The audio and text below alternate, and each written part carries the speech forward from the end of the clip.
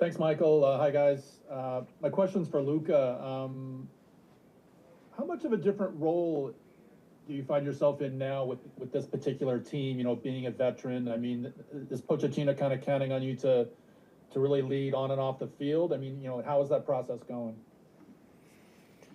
Yeah, obviously now I guess I'm one of the players on the team with more caps, which is kind of strange to say. Um, and yeah, it's been good. I think he expects me to take responsibility with the ball, to make things happen, to make the team play, um, and yeah, to just take responsibility in the games. We'll go to Stephen Goff from the Washington Post. Hey guys, thanks for your time. Alex, a question for you about playing with and against Diego Luna. What it's like for a defender? What are some of those challenges, and what are some of the fun aspects of that as a teammate? Yeah, I mean Diego Luna is such a fantastic player, and what he can do on the ball is something that it's kind of special to see out of a young player like him. And going against him is just something that you can look forward to. To get better, to be able to defend players that are as skillful as him. And I feel like playing with him and playing against him is an honor, because playing with him you'll get more opportunities given to you, as he can create a lot, and then playing against him is just something I can look forward to get better at. Okay, thanks. We'll go to Henry Bushnell from Yahoo. Thanks, Michael. Hey guys, appreciate your time. Luca, a question for you. You spent a lot of time with the national team under Greg Berhalter. This camp so far, we're working with Mauricio. How are the rhythms of camp different? And how is your relationship with him as a coach different than it was with the previous head coach?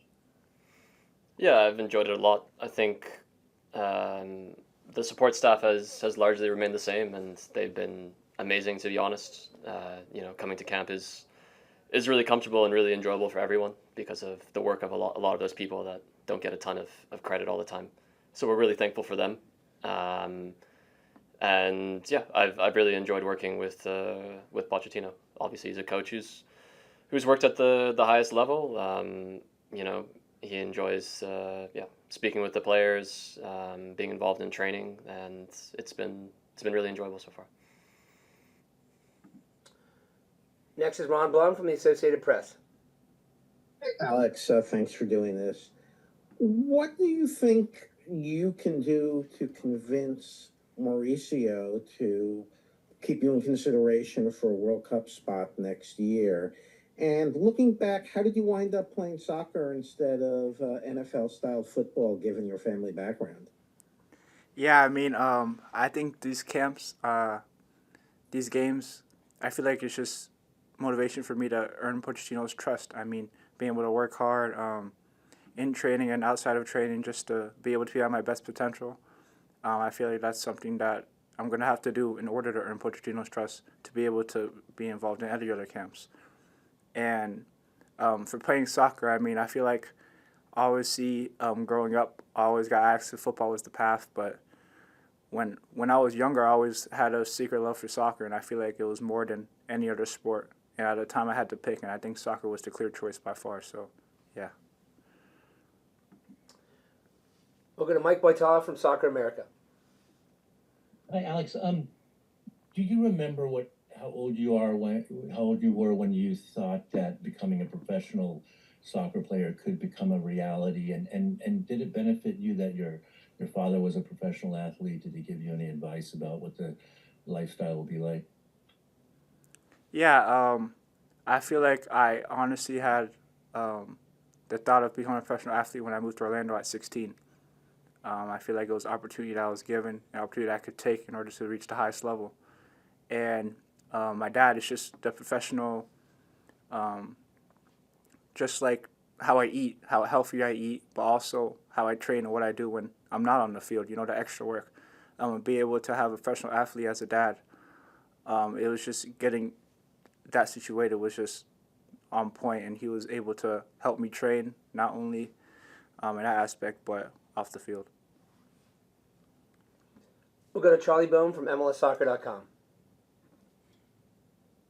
Hey guys, thanks for speaking today. I have questions for both of you. First, Luca, uh, did you think everything would go this well, this quickly at San Diego FC, in terms of the project and the group? And then for you individually, it seems like you're at a high level right now for a club and country. What's changed for you, if anything, or maybe is this just the same Luca that's been there all along throughout your European adventures?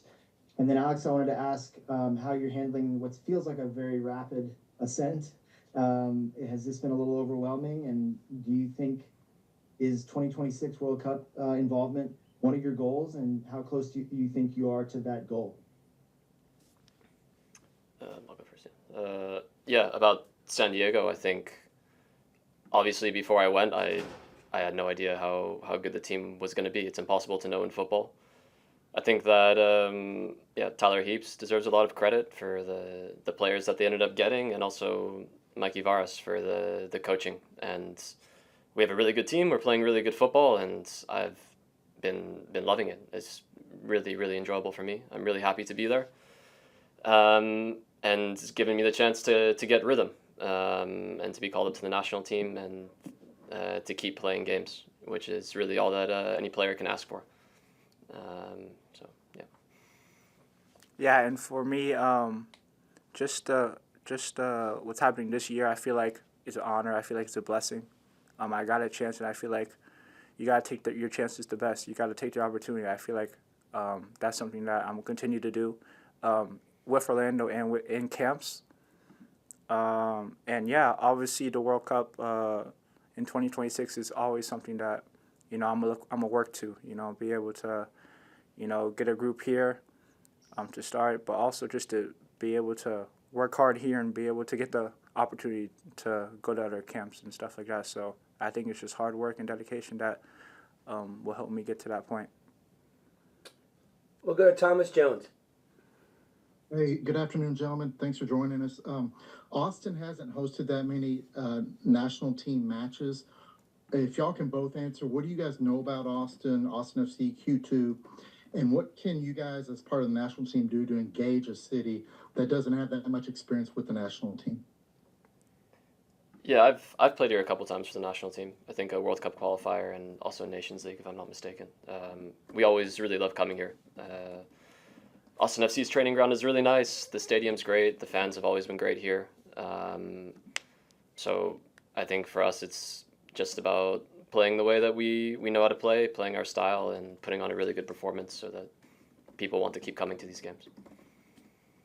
Yeah, and for me, it's my first time. It will be my first time playing here. But as Luca said, the facility's amazing, and I feel like the fans I've heard are more amazing. And I feel like the support group that we're gonna have coming on Thursday is gonna be very good. And like he said, we just have to keep working and being able to show out for the fans on Thursday, and be able to, play and be able to just play our game that we want to.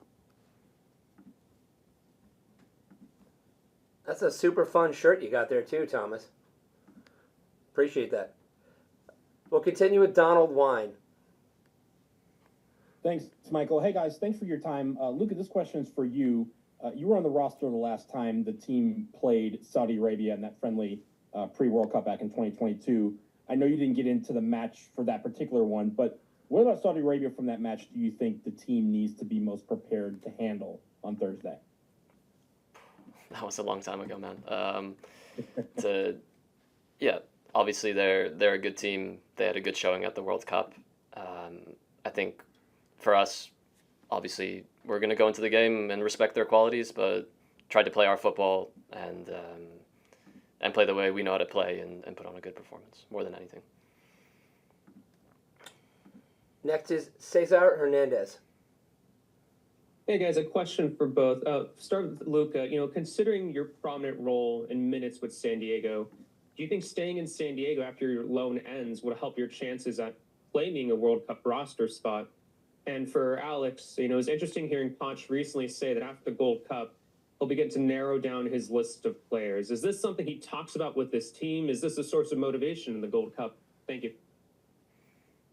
I think at the moment that decision is too far away. I'm focused on every day and the next opportunity to train or to play a game. So yeah, like I said before, San Diego has been great for me. And I love playing there. I've played a lot. I have rhythm now and fitness. So it's been a great situation so far. Yeah, and for me, yeah, with Poach narrowing down his roster, I feel like right now, I don't want to worry about that. I just want to worry about playing good in the Gold Cup and being able to help my team and the coaches win a trophy. And I think that's what we all want to do here. And I feel like if we work together, we can really make that happen.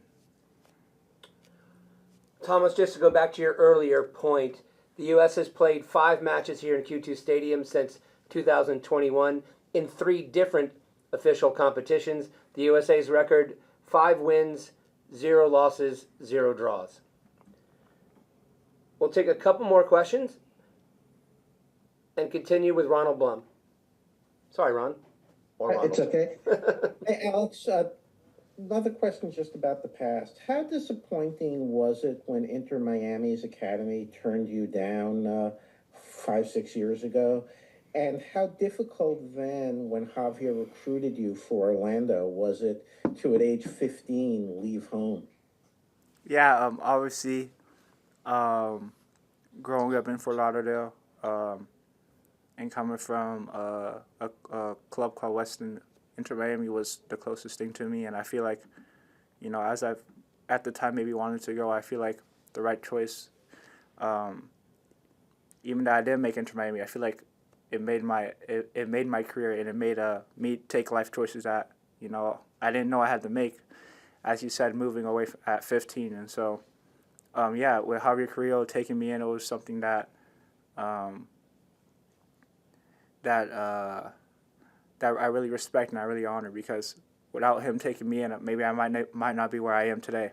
And so obviously moving at the age of 15 was something that, you know, was hard for me, being away from my family and everything, but I feel like, you know, made me grow up fast, and I feel like that's something that I needed to do and was able to do now and become the man I am now, as I am. Last question comes from Andrew Jones. Thank you, Michael, as always. First for you, Luca. We covered Mikey Vares when he was the under-20 coach and with the national team. How was he like as a person, with how he's always been a quality guy, full of energy? And as well for you, Luca, what's the experience of playing with Alex right here, with how he's developed with the national team? And for you, Alex, just want to ask you, what was the right back or fullback that you would model your game after, and who's your closest friends in the national team program, of a Josh Winder or anyone else? First for you, Luca. Yeah, so I'd worked with Mikey before as an assistant coach. It was new for me having him as a head coach. Obviously, I don't need to tell you, the results speak for themselves, but he's done an incredible job with the team.